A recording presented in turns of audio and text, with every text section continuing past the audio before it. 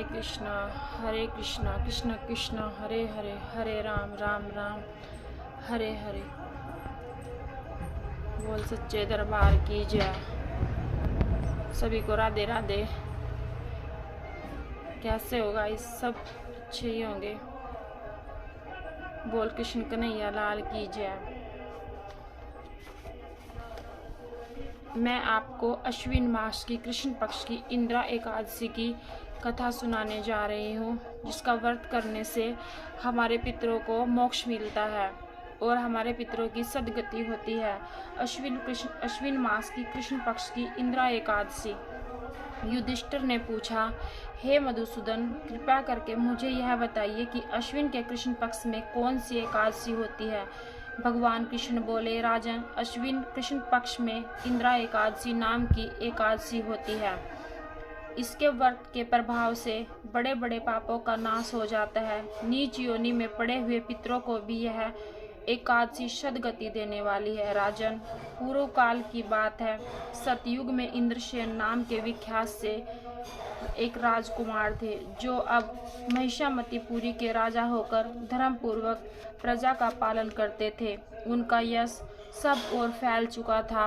राजा इंद्रसेन भगवान विष्णु की भक्ति में तत्पर हो गोविंद के मोक्षदायक नामों का जप करते हुए समय व्यतीत करते थे और विधि पूर्वक आध्यात्मिक तत्व में चिंतन में संलग्न रहते थे। एक दिन राजा सभा में सुखपूर्वक बैठे हुए थे।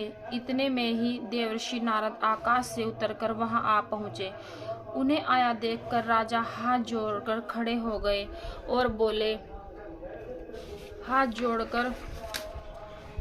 और विधि पूर्वक पूजन करके उन्हें आसन पर बिठाया। इसके बाद वे इस प्रकार बोले, मुनि श्रेष्ठ, आपकी कृपा से मेरी श्रद्धा कुशल है। आज आपके दर्शन से मेरी संपूर्ण यज्ञ क्रियाएं सफल हो गई। देवर्ष, अपने आगमन का कारण बताकर मुझ पर कृपा करें। नारद जी ने कहा, नरश्रेष्ठ, सुनो, मेरी बात तुम्हें आश्चर्य में डालने वाली है। मैं ब्रह्मलोक से यमलोक में आया था और वहां एक श्रेष्ठ आसन पर बैठा और यमराज ने मेरी भक्ति पूर्वक पूजा की। उस प्रकार यमराज की सभा ने मैंने तुम्हारे पिता को भी देखा। वे व्रत भंग के दोष से यहाँ आए हुए थे। राजन, उन्होंने तुमसे कहने के लिए एक संदेश दिया है, उसे सुनो। उन्होंने कहा, बेटा, मुझे इंदिरा के व्रत का पुण्य देकर स्वर्ग में भेजो। उनका यह संदेश लेकर मैं तुम्हारे पास आया हूँ। राजन, अपने पिता को स्वर्ग लोक की प्राप्ति के लिए तुम्हें इंदिरा एकादशी का व्रत करना होगा। राजा ने पूछा, भगवान, कृपा करके इंदिरा का व्रत बताइए। किस पक्ष में, किस तिथि को और किस विधि से उसका व्रत करना होगा। नारद जी ने कहा, राजेंद्र, सुनो, मैं तुम्हें इस व्रत की शुभ कारक विधि बतलाता हूँ। अश्विन मास के कृष्ण पक्ष की दशमी के उत्तम दिन को श्राद्ध युक्त चित्त से प्रातःकाल स्नान करें, फिर मध्य काल में स्नान करके एकाग्रचित्त होकर एक समय भोजन करें तथा रात्रि में भूमि पर सोएं। रात्रि के अंत में निर्मल प्रभात होने पर एकादशी के दिन दातुन करके मुंह धोएं। उसके पश्चात भक्ति भाव से निमांकित मंत्र पढ़ते हुए उपवास के नियम ग्रहण करें। अगस्तित्वा निर्हार सर्वभोग विवर्जित शवो भोक्ष में पुंडरीकाक्ष शरणम में भवाच्युत। कमल नयन भगवान नारायण, आज मैं सब भोगों से अलग हो निराकार रहकर कल भोजन करूंगा।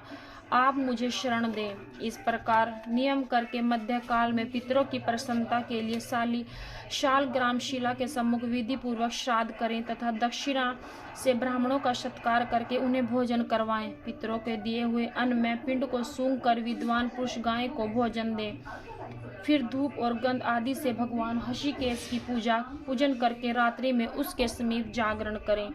तत्पश्चात सवेरा होने पर द्वादशी के दिन पूर्ण भक्ति पूर्वक श्री हरि की पूजा करें।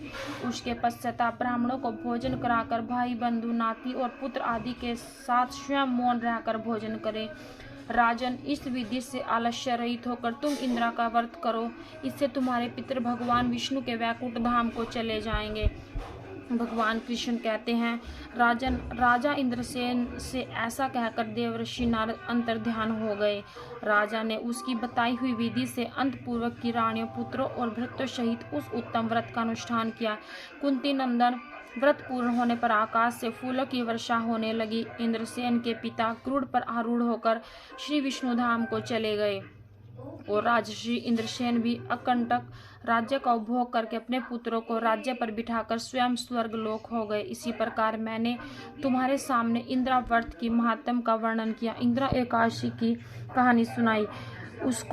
इसको पढ़ने और सुनने से सब पापों से मुक्त हो जाते हैं और हमारे पितरों को मोक्ष मिल जाता है। सभी को राधे राधे। बोल सच्चे दरबार की जय, बोल कृष्ण कन्हैया लाल की जय। जय हो मेरे माधव केशव कुंज बिहारी श्यामा प्यारी। जय जय श्री हरदास, जय जय राधे।